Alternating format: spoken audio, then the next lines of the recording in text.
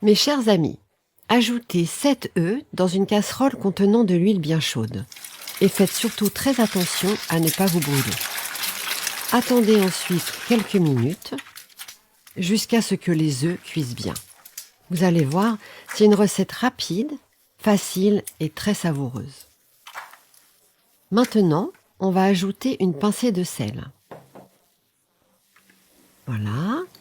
On va ajouter aussi une pincée de poivre, ça va être super bon. Puis, on laisse frire les œufs encore quelques minutes. Au bout de ces quelques minutes supplémentaires, nos œufs sont déjà bien frais comme il faut. Vous voyez ? Vous pouvez les retirer avec précaution et surtout, laissez bien l'huile s'écouler. Mettez tous les œufs dans une grande jatte ou dans un grand saladier. Voilà. Et ajoutez une tasse de chapelure. Je verse bien toute la chapelure, voilà, et à l'aide d'une cuillère, coupez les œufs en morceaux. Ce processus peut être effectué un peu comme vous voulez, c'est-à-dire que vous pouvez couper les œufs plus grossièrement, vraiment c'est comme vous voulez, ou aussi plus finement, en petits morceaux, si vous préférez. C'est finalement à vous de choisir votre manière de réaliser cette étape. Cette recette est parfaite pour un déjeuner en famille ou pour faire plaisir à vos amis. C'est ce qu'on appelle un farofa parfait que vous pouvez servir pour le déjeuner ou pour le dîner.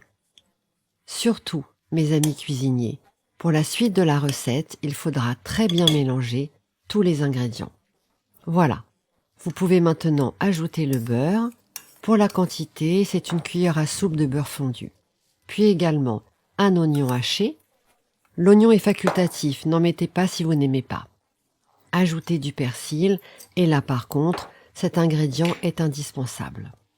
Ajoutez une pincée de poivre noir, saupoudré, et terminez avec du sel. Ajoutez autant de poivre que vous le souhaitez, car cette épice accompagne très bien cette recette. Voilà, ce farofa est magnifique. C'est une recette incroyable car elle est vraiment facile et si bonne. Vous voyez ?